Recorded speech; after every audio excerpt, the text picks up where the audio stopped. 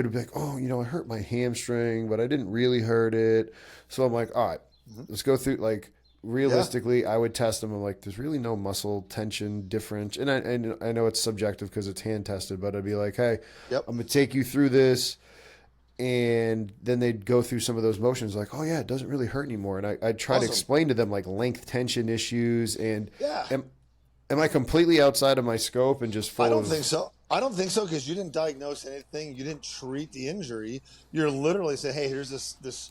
The perturbation is this hamstring pain," and you just say, "Here's a little light isometric deal that has like tissue benefits and neurological benefits.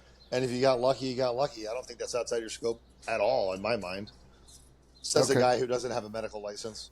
Yeah, no, exactly. Me neither. And that's the thing where it's Right. just like, Right. but at the same time, the people that have a medical license can be Mhm. over. Like I've heard doctors be like, "Oh, you've got some, knee pain. You have First of all, it's always called tendinop, or it's called tendino. Wow, patella tendonitis. But Yeah. realistically, we know it's like some sort of tendinopathy, just some tendon pain. And then Yeah. with the medical license, they'll say, "Oh, don't do anything." But we know that that isn't what they Right. should be doing. Correct. I mean, like all the research, especially in the last couple of years, it's like the worst thing to do is do nothing. Like, so even randomly moving around is better than like icing it and sitting around doing nothing. So, yeah, Because I I had mean, some kids that had like pelvic pain too, and that had been one of the biggest things was teaching them within the bridge position with mm, the hips going either way, yeah, like truly trying to teach them to have their hips move independently. yes, Would yes. you recommend for any of those athletes, like, okay, hey, obviously Sig Six is something that you find important. Do you Yes. recommend extra, like, would you be prescribing that exercise itself, or what Hmm. else would you be doing? Interesting. So that's a great question.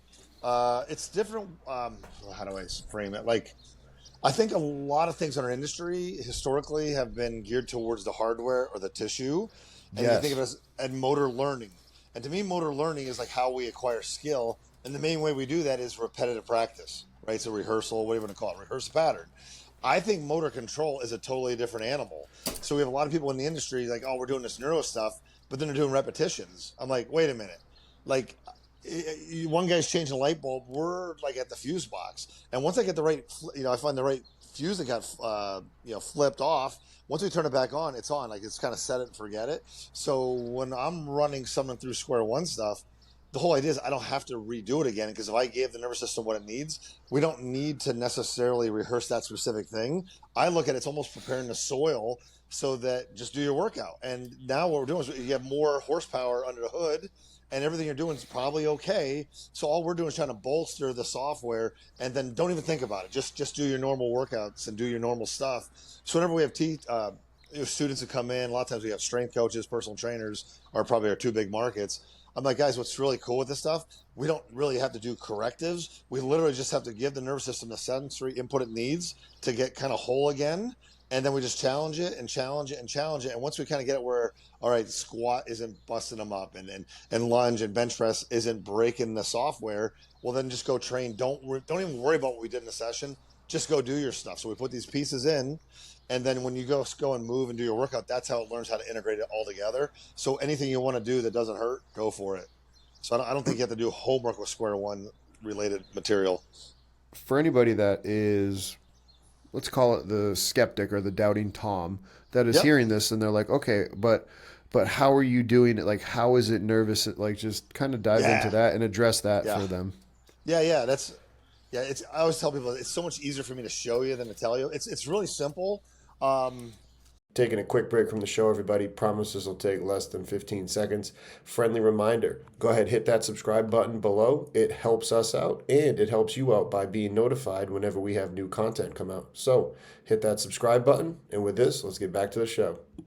it's so simple. It looks like it shouldn't do a single thing, right? It's seriously, it's like it's because people are so used to like I'm gonna pop this, I'm gonna rub the sore spot, we're gonna make you sweat, and I'm not anti any of those things on the front end, but literally all we're doing is we're looking at your three sensory systems that contribute to your postural control system. So we're looking at vision, the vestibular system, and proprioception. Okay, and square one originally started off as a proprioceptive reset. So we're looking at specific joint actions.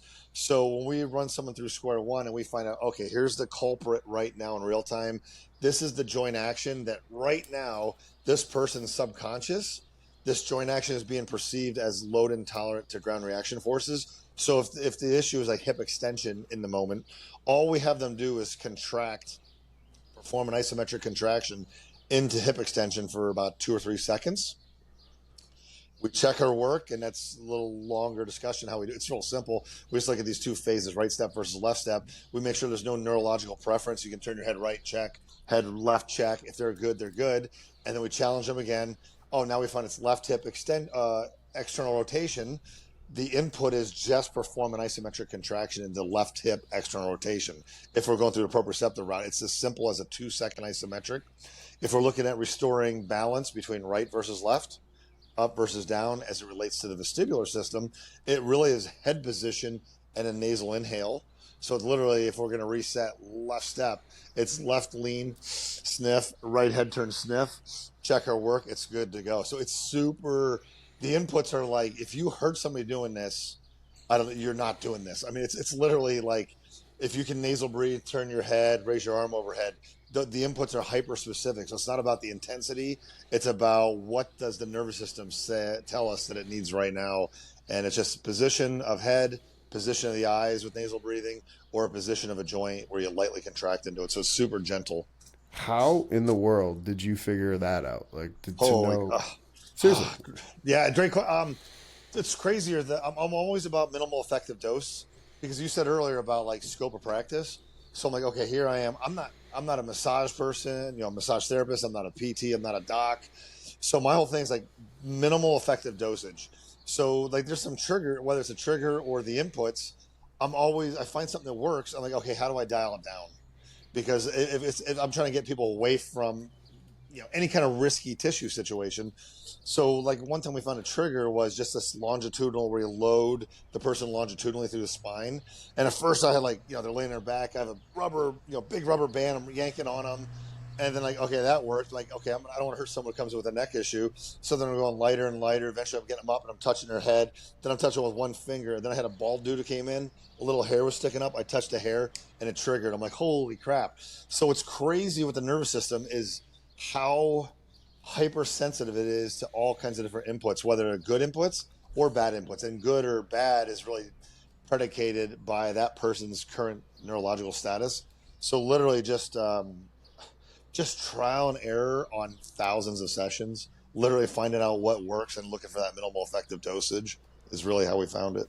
How often did you find that people would come in and the load intolerant tissue changed? Like you said, it was hip extension here. Like if I came in every time, every person's ever been on my table.